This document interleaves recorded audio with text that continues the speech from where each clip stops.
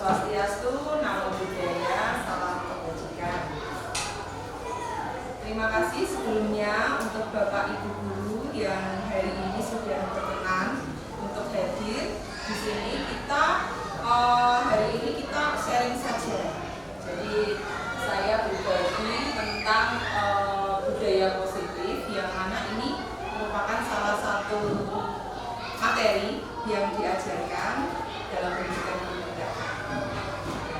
Waktu kita mendengar budaya positif, kira-kira apa yang datang di dalam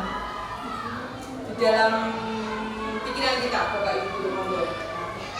Positif berarti hal-hal yang baik, ya. Jadi hal-hal yang baik. Jadi memang nilai karakter dan nilai kebajikan dalam budaya positif ini diharapkan untuk ditingkatkan dan ditemukan kembali dalam anak-anak kita. Dimana sekarang sudah mulai menurun, mungkin karena efek pandemi juga. Jadi anak-anak kita mungkin harus di-refresh memorinya tentang budaya-budaya positif yang sebenarnya sudah kita miliki.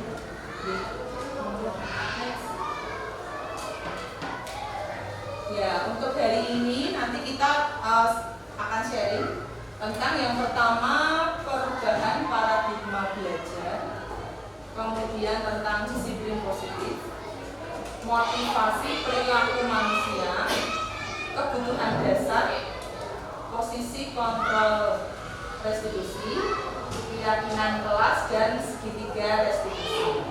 Ya, ada beberapa hal nanti kita bahas satu persatu. Selanjutnya, nah ini yang pertama, cobalah buka.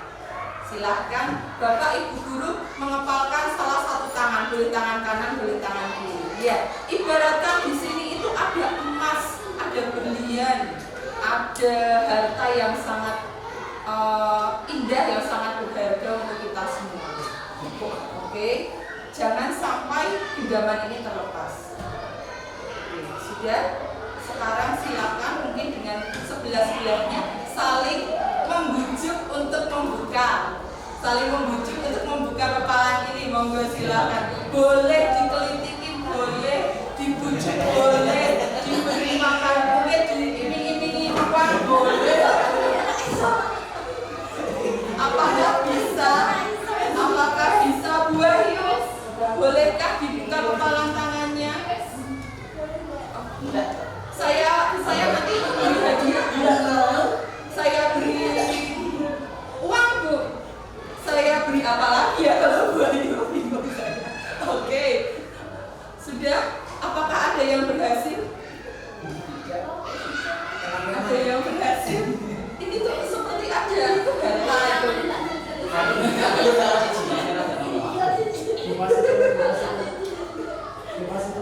deposito. Nanti caranya sini. Iya. Teman Anda boleh mengintimidasi. Oh, buka, boleh. Oke, boleh bahkan menawari Anda uang. Nah, boleh tawari uang mungkin. Tidak ada yang berhasil. Oke. Praktek ini sebetulnya kita mempelajari satu hal. Kontrol itu berada di dalam diri kita sendiri. Tidak ada orang yang bisa mengontrol kita, dan kita juga tidak bisa mengontrol orang lain. Itu yang sebenarnya terjadi. Lanjut, Pak. Nah, ini kemudian yang pertama tadi yang kita bahas, kemudian ada perubahan paradigma antara stimulus respon dan teori kontrol atau teori pilihan. Jadi kalau yang stimulus respon itu yang sebenarnya kita hadapi sehari-hari, kita alami sehari-hari. Jadi yang pertama, kita mencoba mengubah orang agar berpandangan sama dengan kita. Kita mempengaruhi keraguan. Jadi kita tuh sebetulnya harapannya, stimulusnya seperti itu. Tapi menurut teori kontrol, kita berusaha memahami pandangan.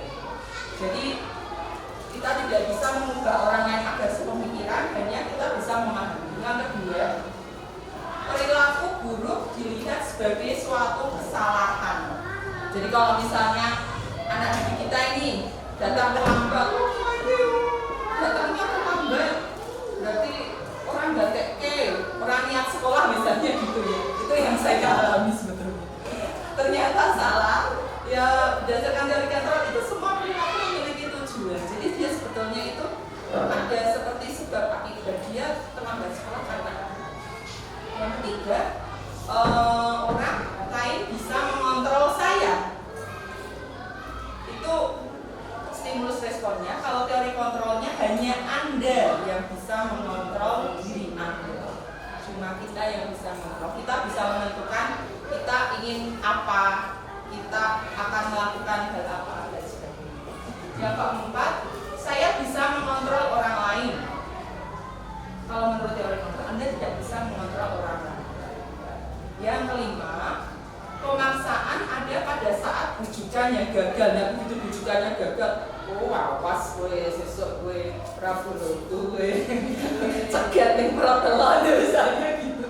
Anak-anak kita biasanya seperti itu. Nah, padahal sebetulnya kolaborasi dan konsensus menciptakan pilihan-pilihan baru. Jadi tidak keintimidasi tapi seperti kekolaborasi.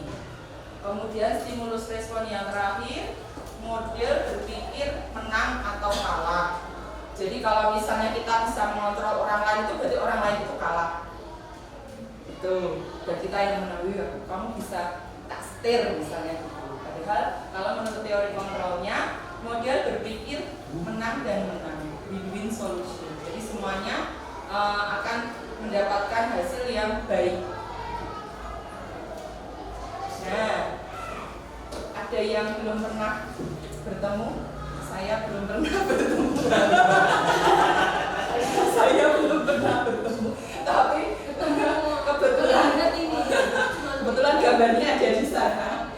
Oke, iya ini Bapak Menteri Pendidikan Indonesia ya, RI yang pertama, Bapak Ki Hajar Dewantara, yang memang filosofinya banyak sekali digunakan dan menjadi dasar untuk pendidikan bergerak. Menurut beliau, merdeka itu artinya tidak hanya terlepas dari perintah, akan tetapi juga cakap buat memerintah diri sendiri, kembali lagi ke kontrol. Jadi kita bisa mengontrol diri kita sendiri untuk tidak mengikuti perintah atau untuk menahan diri tidak melakukan hal-hal yang kurang enak, kurang baik. Lanjut Pak. Nah ini kemudian lanjut ke disiplin positif. Disiplin positif. Bapak Ibu guru, saya mau sharing dulu, saya benar disiplin kok agak konotasinya agak negatif ya kalau di tengah.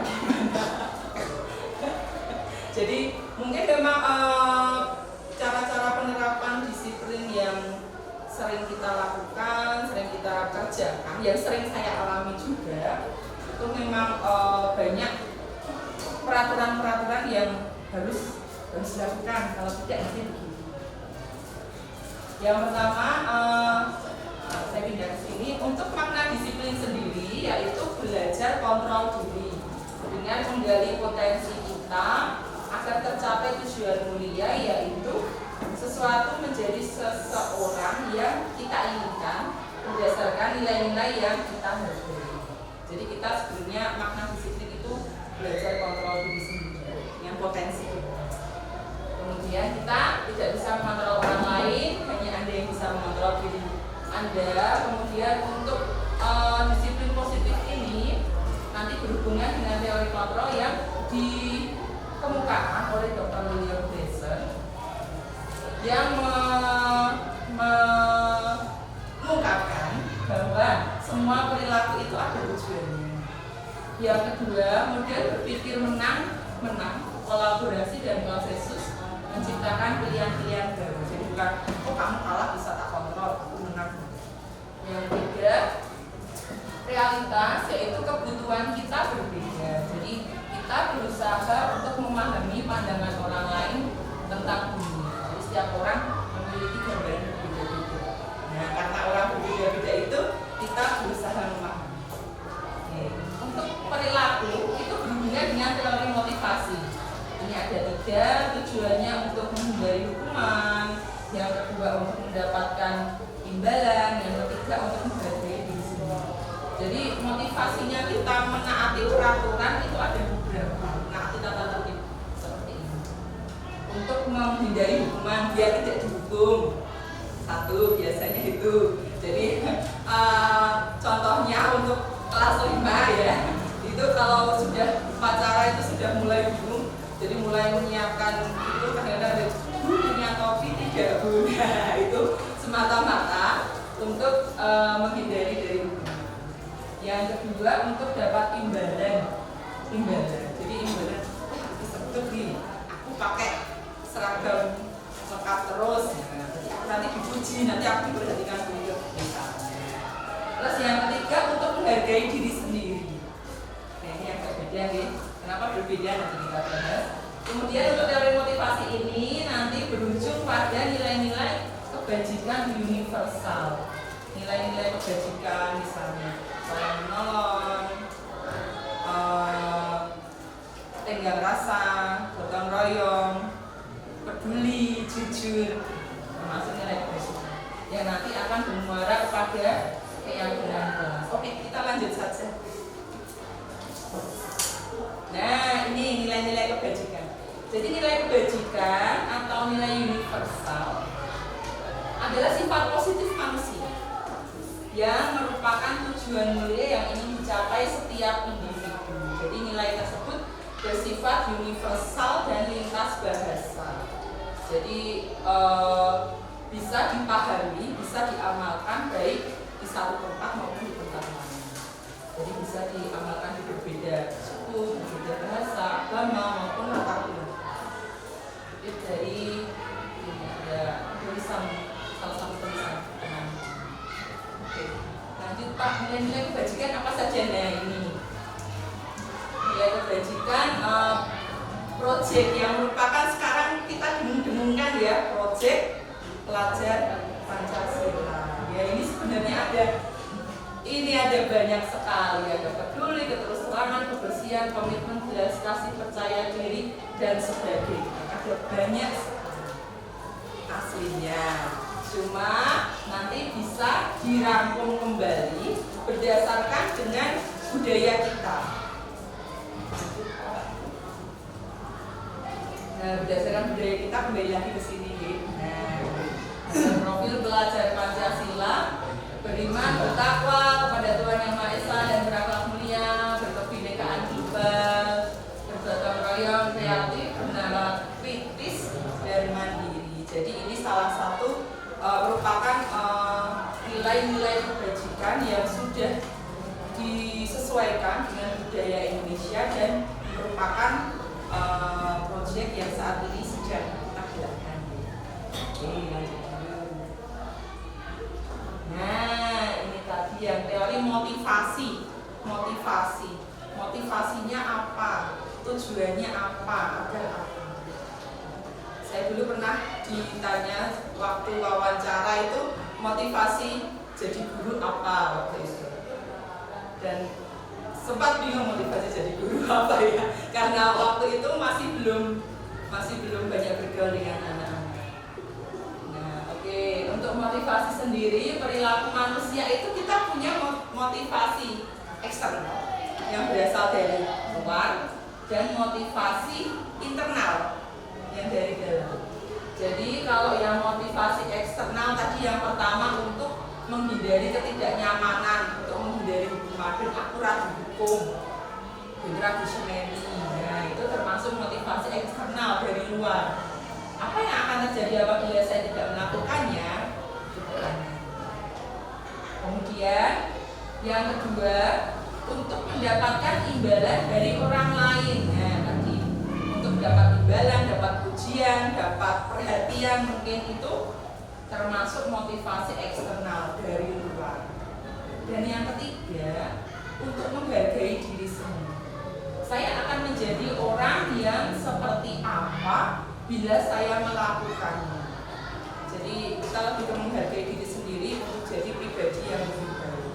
Jadi itu termasuk motivasi internal. Nah ini yang merupakan tujuan dari disiplin positif kita ingin menggali ini Bapak Ibu. Kita ingin menggali motivasi yang berasal dari dalam. Bagaimana caranya?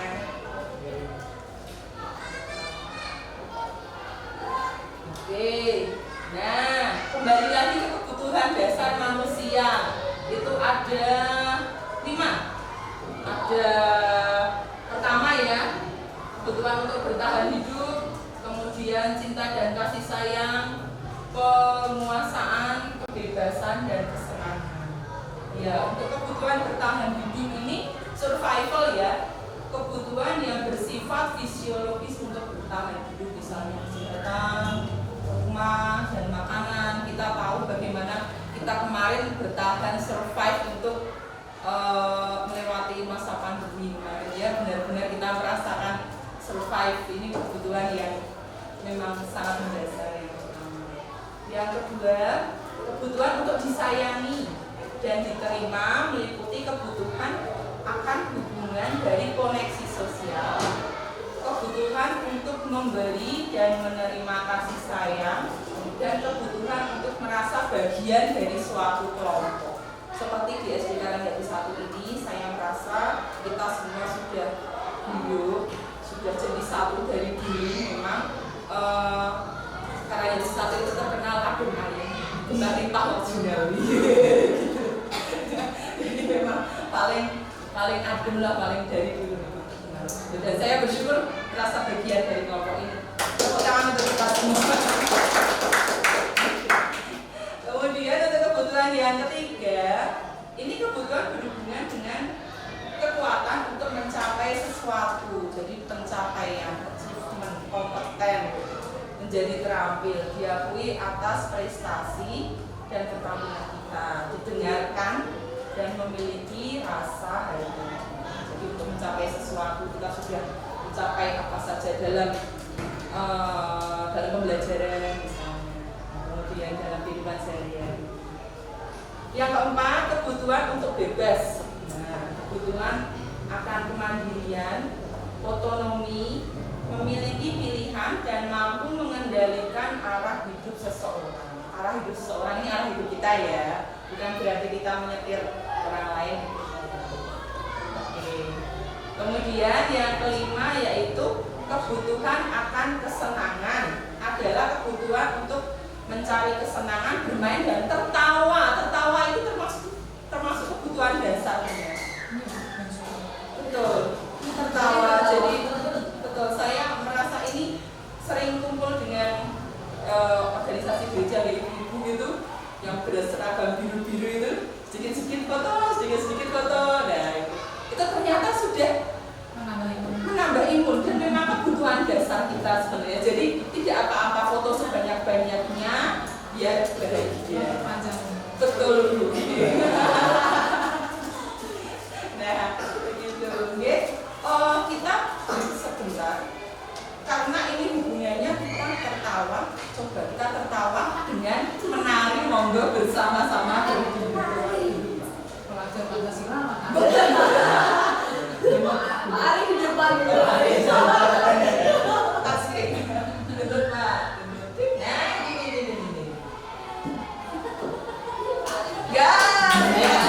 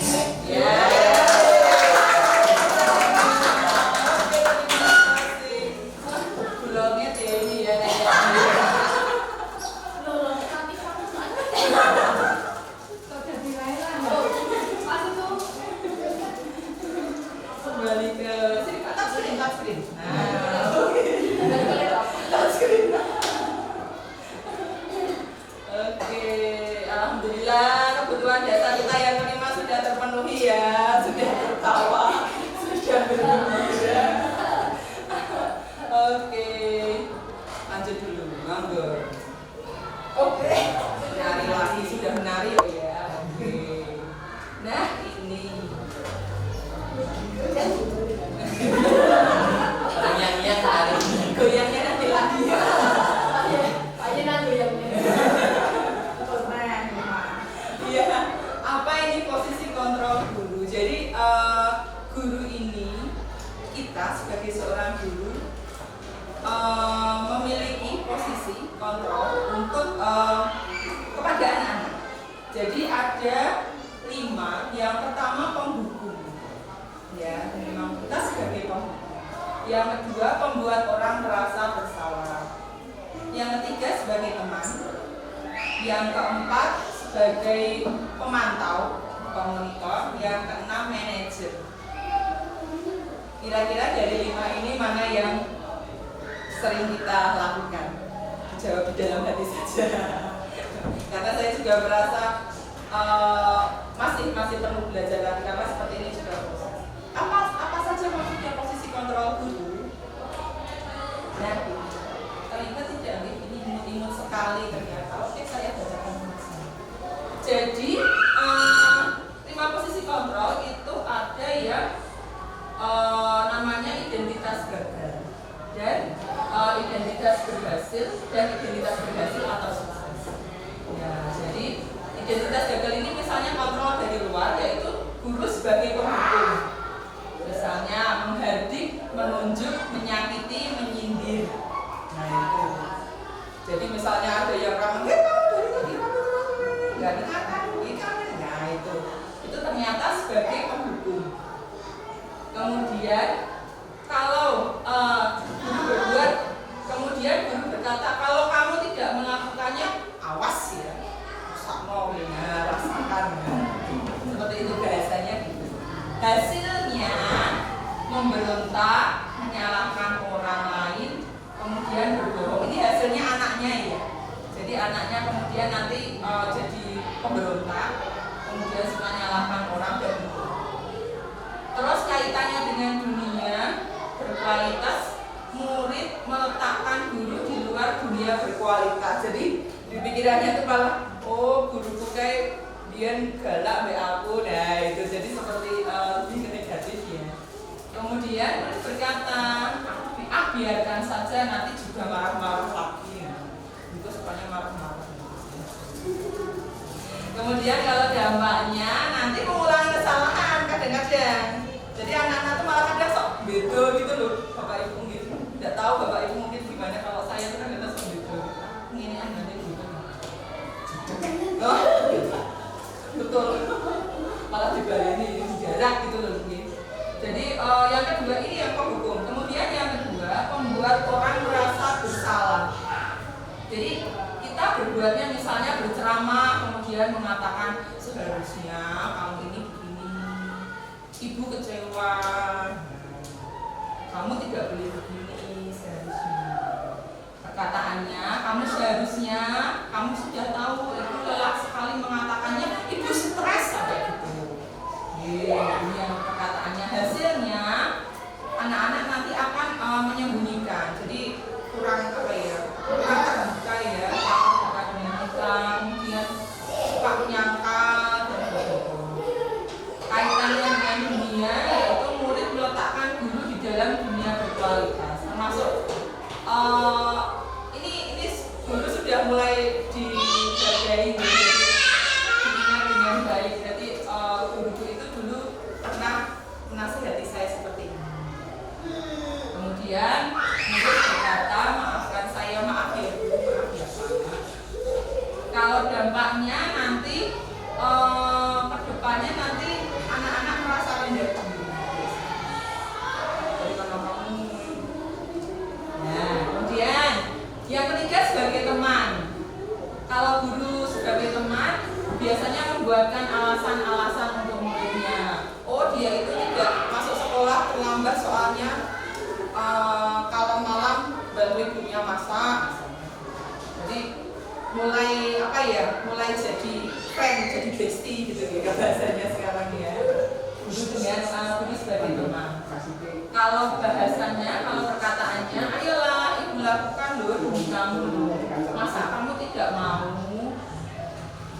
Ingat bapak ibu dulu pernah bantu apa?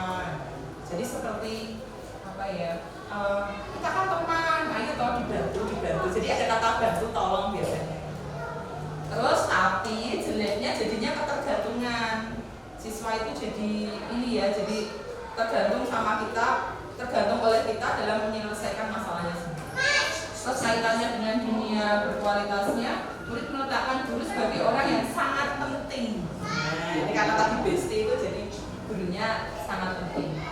Kemudian dia akan berkata, saya pikir bapak ibu teman, ternyata begitu. Nah, kalau misalnya kemudian dari dia tidak dibantu menyelesaikan masalahnya, dia akan tergantung. Jadi seperti senjata makan tulang ya. Ibu gak jadi ragoloku, nah biasanya. Terus kalau dampaknya nanti lemah, tidak mandiri dan kemudian yang keempat pemantau.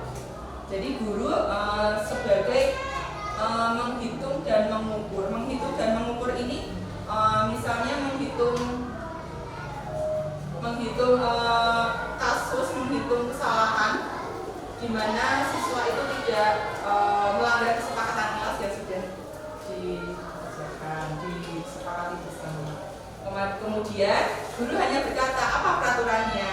Jadi anak diingatkan kembali, oh iya kalau peraturan kelasnya, kesepakatan kelasnya saya tidak boleh. Kemudian hasilnya menyesuaikan diri bila diawasi. Nah ini, jadi masih ada kelemahan. Kemudian murid meletakkan guru, peraturan dan hukum di dunia berkualitas. Jadi untuk peraturannya dia akan semakin ingat. Oh dulu saya tidak datang sekolah tepat waktu, ada konsekuensinya. Berarti dia akan mengingat saya harus datang sekolah tepat waktu. Gitu. Jadi dia secara tidak langsung mengingat peraturannya. Kemudian ini untuk perkataan muridnya. Berapa banyak bintang yang saya harus peroleh, berapa halaman yang harus saya tulis. Jadi kalau ini belum saya terapkan kalau di pembelajaran, kalau bintang di sini seperti reward ya Bapak Ibu. Jadi kalau dia punya prestasi apa nilainya 100 itu dapat bintang 1, ditaruh di kotak, ditaruh di cup gitu. Cuma karena kelas 5 muridnya masih banyak, jadi belum sempat saya buatkan bintang-bintang itu. Kemudian berapa halaman yang harus saya tulis. Terus yang terakhir akibatnya, hasilnya ya, dampaknya menitik beratkan pada sanksi atau hadiah untuk diri. Jadi aku nanti biar dapat bintang. Yang terakhir, nah ini kontrol yang paling baik sebenarnya sebagai manajer. Jadi guru mengajukan pertanyaan-pertanyaan, mengajukan pertanyaan untuk menggali potensi anak itu, menggali kesadarannya. Dan sebenarnya Bapak Ibu, kalau anak itu datang sekolah terlambat sampai sekolah pun sebenarnya dia sudah merasa bersalah. Begitu. Jadi kalau ditambahi dengan menghardik bentakan gitu, dia udah wah kasihan gitu aja. Terus kemudian untuk perkataan, apa yang kita yakini, apa yang bisa kau kerjakan untuk memperbaiki masalah ini. Jadi pertanyaannya tipenya seperti ini. Hasilnya nanti menguatkan pribadi. Jadi anak bisa ini ya, ambil kesimpulan sendiri. Oh saya datang sekolah terlambat, padahal harusnya tidak, karena misalnya tidurnya terlalu malam, berarti saya harus bagaimana. Jadi dia digali potensinya, apa yang harus dilakukan, kesadarannya, betul, kesadaran diri. Kemudian selanjutnya bagaimana caranya saya bisa memperbaiki keadaan, ini pertanyaan pemantiknya. Untuk hasilnya nanti dia akan jadi pribadi yang bisa mengevaluasi diri bagaimana cara memperbaiki. Ini sambil belajar Bapak Ibu, karena memang tidak semata-mata harus tiba-tiba jadi manajer, itu tidak. Karena dari 5 posisi kontrol ini kita terkadang menggunakannya ada 3 atau atau 4 sekaligus. Jadi memang pertama itu pasti ada membuat orang merasa bersalah. Kamu apa nggak kasihan sama orang tuamu, itu pasti ada. Tapi hendaknya dikombinasikan dengan yang lain. Jadi tidak hanya membuat anak merasa bersalah, tapi juga disadarkan tadi ya Bu, di apa? Nasihati dan digali kesadaran gitu. Nah, ini bedanya hukuman dan konsekuensi. Hukuman dan konsekuensi. Jadi kalau hubungan itu sesuatu biasanya menyakitkan, jadi anak dapat hukuman gitu ya. Jadi lebih ke positif atau negatif? Negatif ya, hukuman gitu ya. Apa harus dia pakai biasanya. Kalau konsekuensi sesuatu harus terjadi. Jadi karena kamu sudah melakukan ini, berarti kamu akan mendapatkan. Yang kedua, membuat anak sakit fisik maupun hati untuk jangka waktu yang lama, ya, karena hukuman sifatnya serta-merta saat itu. Kemudian kalau konsekuensi membuat anak merasa tidak nyaman sih dalam jangka waktu pendek, hanya waktu itu, tapi kedepannya dia akan bisa biasa. Yang ketiga, anak jadi benci disiplin. Ya, anak jadi membenci kedisiplinan. Sedangkan kalau konsekuensi anak menghargai disiplin. Gitu. Jadi lebih ke cara sih Bapak Ibu, bukan berarti harus berubah total itu. Kemudian hukuman lebih paksaan, konsekuensi, stimulus atau tanggapan. Jadi responnya anak itu bagaimana. Selanjutnya hukuman mendorong anak menyakiti diri sendiri. Konsekuensi mendorong anak agar mudah menyesuaikan diri. Hukuman konsep diri yang buruk. Jadi dia mengingat-ingat kemudian pernah dihukum karena misalnya tidak pakai pakaian olahraga itu. Nah, kemudian dia akan mengingat-ingat, oh itu kok jelek ya. Nah, gitu. Jadi dia lebih jadi anak yang gimana ya, introvert. Nah, kemudian kalau konsekuensi konsep dirinya yang baik. Jadi dia lihat dirinya sebagai pribadi yang baik. Untuk hukuman, anak belajar menyembunyikan kesalahan.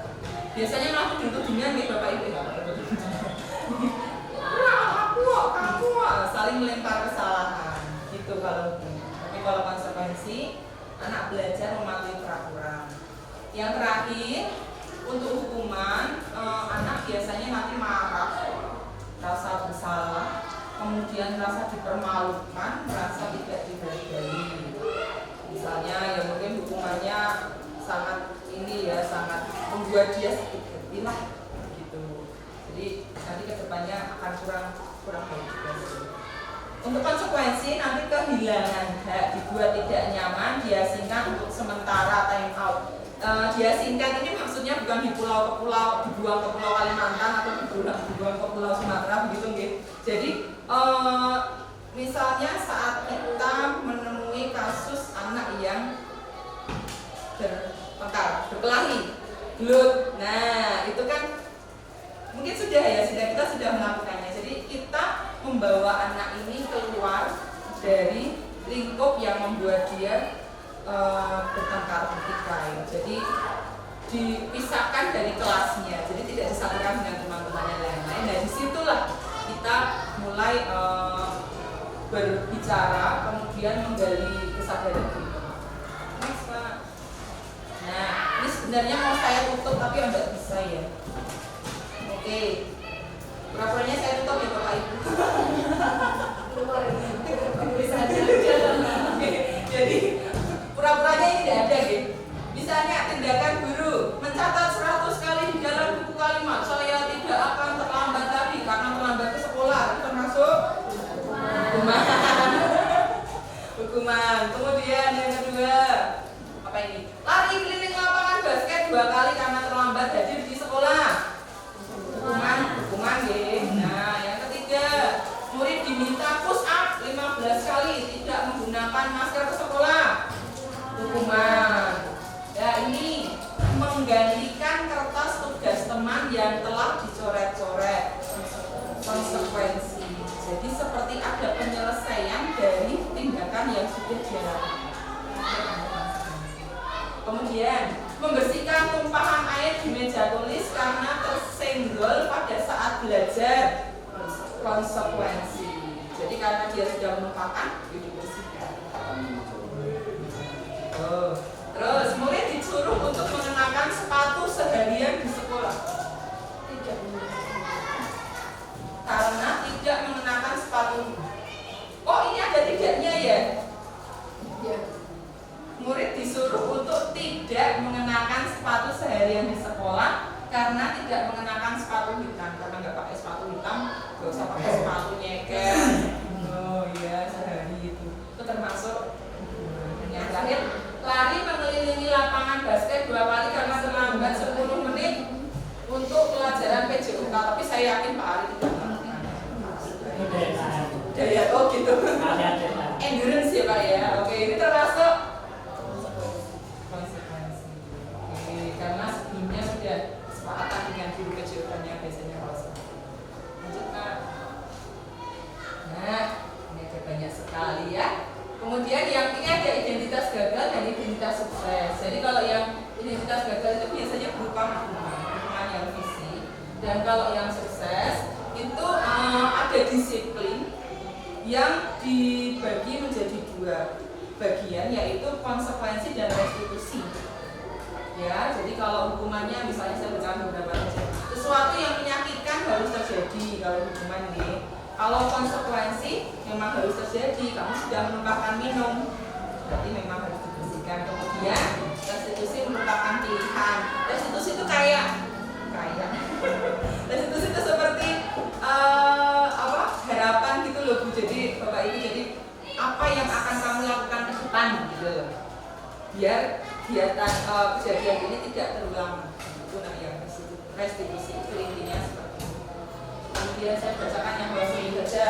Murid atau anak jadi membenci peraturan. Jadi kalau diberi, tapi kalau untuk identitas sukses ya konsekuensi, kalau diberi konsekuensi murid tidak, murid anak akan menghormati peraturan, kemudian menghormati dirinya dan orang lain. Gitu. Oke, lanjut dulu. Apa itu restitusi? Jadi restitusi itu menciptakan suatu kondisi yang diciptakan untuk murid untuk memperbaiki kesalahan mereka, ya, sehingga mereka bisa kembali pada kelompok mereka dengan karakter yang lebih kuat. Kembali ke kelompok mereka itu maksudnya kembali ke kelas, bergabung dengan yang lain. Tidak dipungkiri Bapak Ibu, kalau ada satu anak yang terlambat dan terlambatnya setiap hari, pasti dia akan dapat cap gitu ya, dapat stigma, jadi pelakan gitu, terus pasti juga akan dijauhi teman-teman. Nah itu loh, jadi karena itu restitusi ini dibutuhkan supaya mereka bisa kembali pada kelompok mereka dengan karakter yang lebih kuat. Karakternya lebih kuat karena dia punya keinginan, punya tujuan. Oh, aku mau besok gak akan datang terlambat lagi. Nah, jadi restitusi ini merupakan proses kolaboratif yang mengajarkan murid untuk mencari solusi. Jadi bukan kita yang cari solusi, biar mereka sendiri yang cari solusi.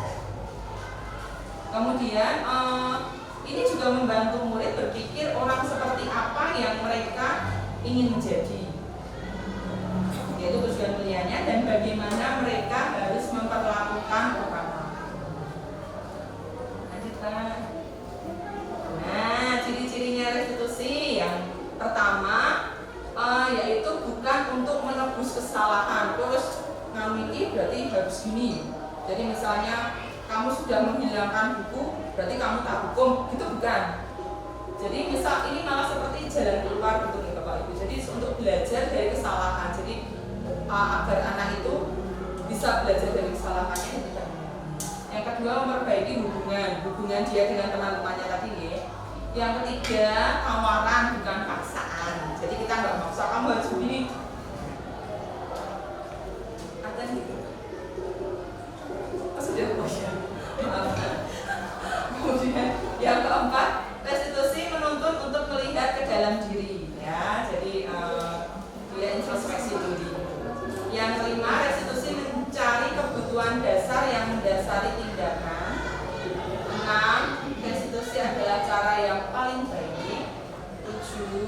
restitusi fokus pada karakter, bukan tindakan.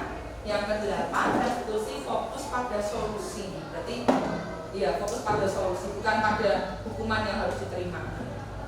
Yang ke-9, restitusi mengembalikan murid yang berbuat salah pada kelompoknya. Jadi ciri-cirinya ada 9 ini. Oke, lanjut Pak. Oke. Apakah terlihat ini tulisannya? Peraturan kelas G. Kita punya peraturan kelas G di kelas kita sendiri-sendiri. Peraturan kelas atau kesepakatan kelas itu nantinya akan menciptakan keyakinan kelas bersama-sama menciptakan lingkungan yang positif, dan lingkungan yang positif ini akan menciptakan budaya yang positif. Tingkatannya, jadi memang tingkatan yang paling kecil awalnya dari kelas. Nah, yang mana yang merupakan keyakinan kelas? Mengapa? Ini ada kesepakatan kelas, ada keyakinan kelas. Cuma ini salah tulis ini. Kira-kira mana yang keyakinan kelas apa itu? Kiri kanan, kiri kanan, kiri kanan, kiri kanan. Siapa yang setuju kiri? Yang setuju kanan? Oke, yang betul yang kanan. Ini salah ketik ini. Jadi untuk keyakinan kelas itu seperti meyakini misalnya kami guru dan murid yang saling menyayangi. Kemudian kami murid yang semangat belajar. Yang ketiga, kami murid yang peduli dengan teman-teman. Ya, jadi kalau kesepakatan kelas itu sebetulnya hampir sama dengan peraturan kelas, cuma disepakati bersama. Jadi yang membuat bukan hanya kita sebagai guru, tapi muridnya juga ikut membuat. Nah, oke, ini kegiatan pendalaman keyakinan kelas. Oke, yang sini saja yang dia. Jadi misalnya peraturan kesepakatan kelasnya misalnya menghormati bapak ibu guru misalnya. Jadi kalau keyakinannya berarti kami meyakini bahwa sangat penting untuk menghormati semua orang dan barang milik orang. Menghormati barang, menghormati orang. Kemudian bekerja, misalnya peraturan kelasnya dalam belajar dengan aktif di kelas, misalnya berhubungan dengan bekerja. Kami meyakini bahwa sangat penting untuk mengerjakan segala pekerjaan atau mengikuti kegiatan yang telah ditentukan. Jadi seperti apa ya? Seperti sumpah gitu ya, bahasanya seperti sumpah kemudian gitu ya. Itu kami meyakini. Kemudian yang terakhir diterima dan dimiliki. Kami meyakini bahwa sangat penting untuk merasa diterima pada suatu kelompok dan saling peduli satu dengan yang lain. Oke, lanjut dulu ya. Nah, ini contoh Bapak Ibu. Kemarin sempat saya pajang di situ, tapi saya lepas karena harus saya edit kemarin kesepakatan kelas. Jadi kesepakatan kelas ini dibuat bersama-sama dengan anak kelas 5 dengan siswa pada awal tahun pelajaran kemarin. Kenapa saya turunkan dan saya edit? Karena ada masukan dari Bu Devi kemarin kalau kesepakatan kelas tidak boleh ada kata tidak harus wajib itu dihilangkan. Begitu. Jadi yang pertama, hadir di sekolah sebelum pukul 7. 2. Mencuci tangan sebelum masuk kelas dan menggunakan masker selama pembelajaran. 3. Membawa surat izin jika tidak mengikuti pelajaran. 4. Menjaga kebersihan kelas dan lingkungan kelas. 5. Aktif dalam pembelajaran. 6. Berpakaian rapi dan sopan. 7. Berbuat dan berkata sopan kepada guru dan teman. Jadi kalau anak-anak ya namanya anak-anak ya, kalau peraturan pasti macam-macam gitu, macam-macam. Cuma kita rangkum, kita jadikan satu seperti ini. Jadi kesepakatannya seperti ini. Kemudian ada konsekuensinya. Untuk konsekuensinya memang tidak saya tulis di sini. Jadi kalau ada yang melanggar kesepakatan ini ada konsekuensinya. Contohnya kemarin ada murid yang terlambat masuk sekolah, berarti dia menerima konsekuensi pulang sekolahnya agak terlambat. Jadi misalnya dia datang jam 7:05, berarti dia pulang jam, kalau kelas 5 jam 12:30, berarti dia pulangnya jam 12:40. Dan yang kedua, kasus yang kedua, jika murid membuang sampah sembarangan akan menerima, oh ya ini untuk peraturannya ini yang menjaga kebersihan kelas ini. Jika ada yang membuang sampah sembarangan, dia menerima konsekuensi membantu petugas piket hari itu untuk membersihkan. Jadi seperti dia memberi solusi, dia harus memberi solusi untuk peraturan yang dia langgar, kesepakatan yang dia langgar. Lanjut dulu. Nah, segitiga restitusi. Jadi ini langkah-langkahnya Bapak Ibu untuk belajar menggunakan posisi kontrol guru yang manajer tadi, manajer pemantau. Jadi ada segitiganya, segitiga ini langkah-langkahnya. Yang pertama, menstabilkan identitas. Jadi kalimatnya begini, setiap orang pasti pernah melakukan kesalahan. Kamu bukan satu-satunya yang pernah melakukan itu. Tuh. Kemudian baru setelah kita menstabilkan identitas, kita baru ini validasi kebutuhan. Ya, kamu tentu punya alasan mengapa melakukan itu. Kemudian adakah cara yang lebih efektif untuk mendapatkan apa yang kamu butuhkan? Kamu melanggar ya. Nah, kemudian yang ketiga, menanyakan keyakinan. Nilai-nilai apa yang telah kita sepakati? Kamu ingin menjadi orang seperti apa? Ya, ini untuk langkah-langkahnya. Kemudian Bapak Ibu izin share, kemarin saya sempat membuat video dengan anak tentang ini pelaksanaan ini luar buka, maksudnya di dokumen.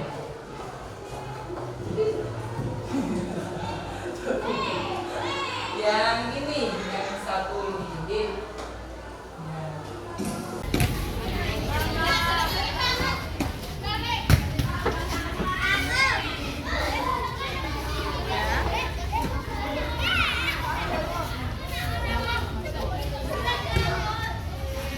Chris, tahu kenapa Bu itu panggil hari ini? Tadi Chris berangkat ke sekolah jam berapa? Kalau Chris tahu di sekolah kita harusnya masuk jam berapa ya?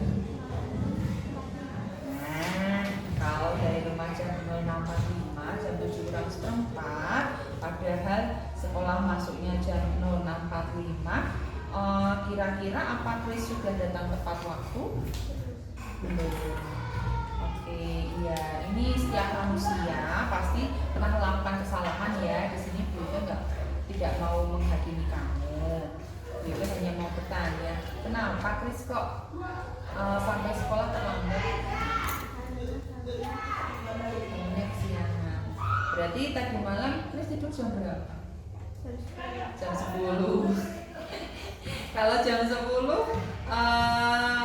tidurnya berarti pagi ngantuk ya, ngantuk terus bangunnya jadinya kesiangan. Berarti besok lagi tidurnya jangan terlalu malam ya. Kira-kira kalau tadi datang terlambat itu sudah melanggar kesepakatan kelas? Sudah. Chris tahu, masih ingat apa saja kesepakatan kelas kita? Wajib di sekolah sebelum pukul 7. Wajib menggunakan masker di dalam kelas. Membawa surat izin jika kita mengikuti pelajaran. Bagus ya. Jadi ada kesepakatan bahwa wajib di sekolah sebelum pukul 7. Kira-kira apa yang akan Chris lakukan selanjutnya?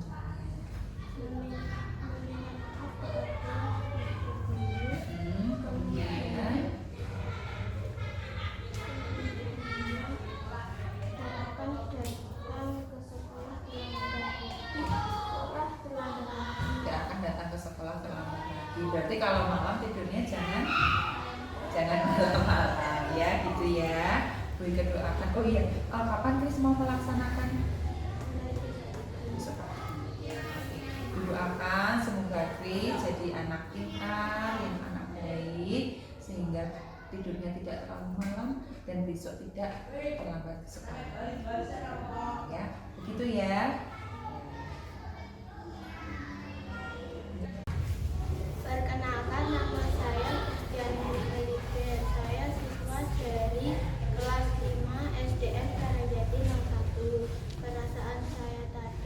berdiskusi sama Bu Yudo bersemangat dan senang.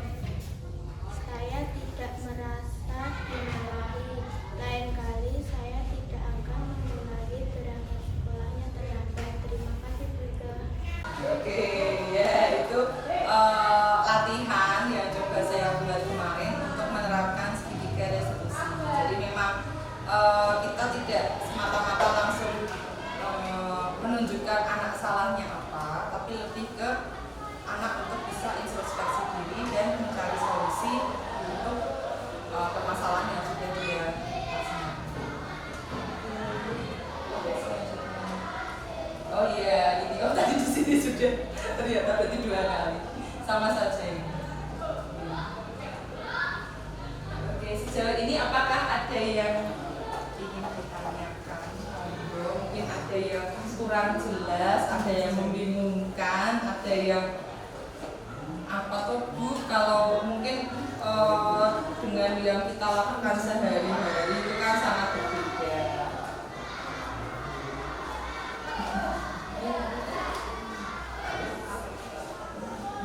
Masukkan saja. Masukkan untuk pengembangan dalam pembelajaran sehari-hari terhadap peserta didik itu kan tidak mungkin kita menggunakan satu jenis. Pasti kita menggunakan kombinasi beberapa jenis. Artinya kita bisa menjadi penghubung, bisa menjadi motivator, juga bisa menjadi manajer. Kalau ketiga-tiganya itu bisa dikombinasikan dengan seimbang, baik, saya kira itu sangat bermanfaat juga bagi anak. Karena diambil satu sisi pasti dia ada kelemahannya, mengandalkan pada orang lain. Satu sisi lagi menyepelekan, maka antara mengandalkan orang lain, menyepelekan dan sadar akan kekurangan pada dirinya, maka ditumbuhkan tiga-tiganya dikombinasikan agar dalam proses pembelajaran setiap hari itu karakter anak benar-benar bisa terbangun karena dia merasa melakukan kesalahan, ada teguran, ada perhatian, juga ada solusi. Gimana Kak? Iya, betul Bu. Iya, saya setuju dengan Ibu. Jadi memang kemarin kita masih belajar ya Bu ya. Jadi memang untuk posisi kontrol guru itu memang tidak mungkin hanya salah satu Bu. Jadi pasti ada pembunuhnya, ada pembuat merasa bersalah itu pasti ada. Cuma kemudian harus kita kombinasikan dengan yang lain supaya itu agar anak tidak tergantung itu tadi Bu. Kalau sebagai teman, jadi anak bisa punya solusi untuk dirinya sendiri. Begitu harapannya. Terima kasih Ibu. Yang lain monggo. Ya, silakan Buni. Kalau seperti itu tadi, berarti yang cocok posisi kontrol apa yang baik diterapkan dalam pembelajaran? Ya, untuk Pak Sen mungkin bisa minta tolong. Gimana ya? Saya juga yang kayak touchscreen. Yang ini. Kabel. Ini Pak.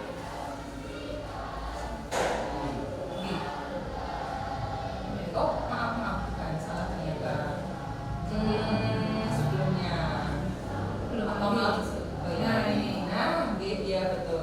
Ya, untuk posisi kontrol, untuk yang disarankan memang yang ini, yang teman pemantau dan manajer ibu lebih ke sini. Cuma dalam prakteknya kita tidak menutup kemungkinan pasti ada kombinasi antara yang identitas yang gagal dan berhasil ini pasti ada. Jadi paling tidak seperti yang tadi Ibu utarakan tadi sama itu betul ada tiga posisi kontrol yang kita pakai. Jadi bukan hanya penghubung, bukan hanya sebagai penghubung. Kamu nggak pakai sepatu hitam misalnya, seperti tadi tidak usah pakai sepatu selama 1 hari. Jadi bukan hanya penghubung, tapi juga sebagai pemantau dan manajer. Sebetulnya peraturannya apa? Dan karena kamu sudah melakukan melanggar kesepakatan, kamu harus bagaimana? Apa yang harus kamu lakukan? Jadi untuk yang posisi kontrol yang paling baik memang disarankan yang 3 ini Bu, cuma tidak menutup kemungkinan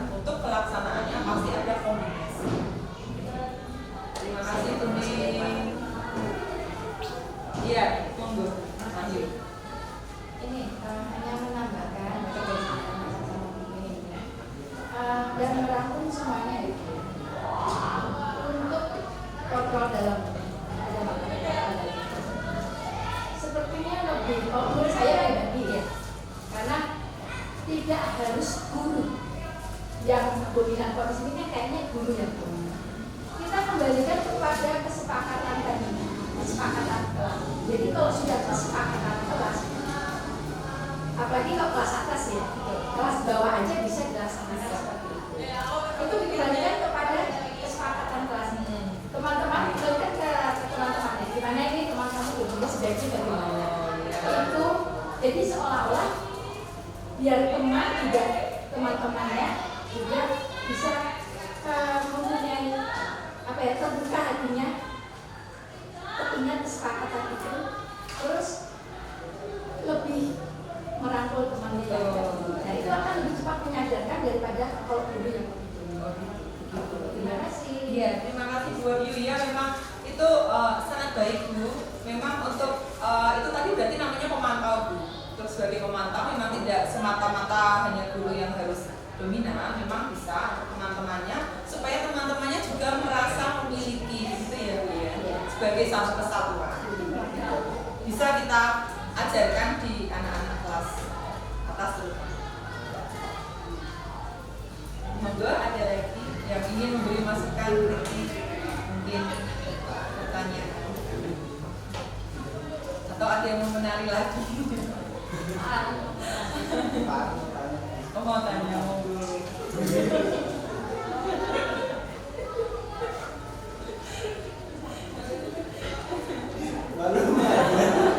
Karena contohnya kan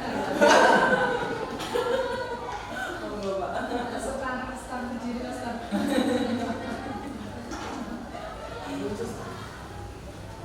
Iya. Adakan nilai kebajikan yang sudah ada di budaya Makassar. Nilai kebajikan. Tadi kita sudah. Terima kasih Pak. Kebajikan yang tadi kita miliki ya sangat banyak sekali dan memang sangat banyak sekali. Wah ini yang efektif. Banyak sekali. Terutama memang ini ya yang berhubungan dengan unsur-unsur budaya itu yang gotong royong, posliro, kita saling ini ya sering mengadakan kegiatan bersama di kampung, misalnya untuk membersihkan lingkungan atau biasanya kita berkah desa, sedekah desa, Jumat bersih, ya. Jadi lebih ke gotong royong, posliro dan apa gugur gunung itu ya. Jadi seperti gotong royong, kemudian kita punya tradisi nyabrang, nah itu juga masuk dalam gotong royong yang masuk dalam filsafat budaya Jawa.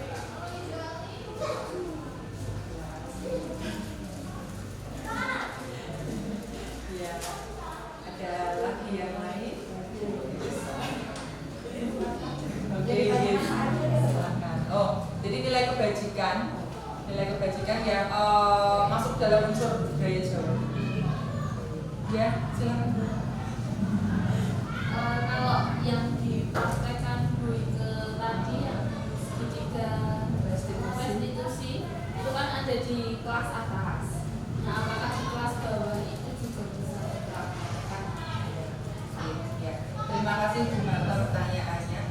Untuk praktek segitiga restitusi itu bisa dipraktekkan di semua jenjang, di kelas atas, kelas bawah juga bisa. Bahkan kemarin mungkin untuk prakteknya langsung saya belum, hanya ini sharing dari teman yang di TK itu bisa dilakukan. Jadi untuk prakteknya jika memang tiba-tiba ada anak yang, kalau anak TK ya, anak usia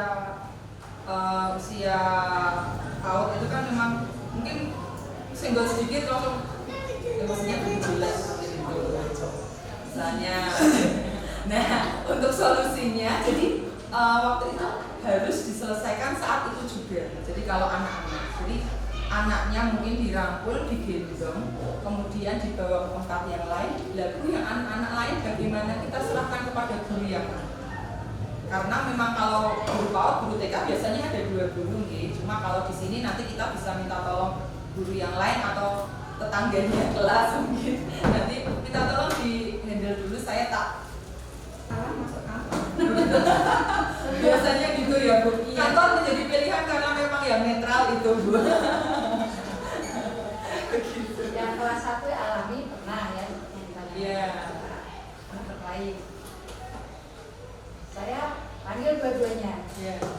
Kamu apanya yang disakiti? Gitu.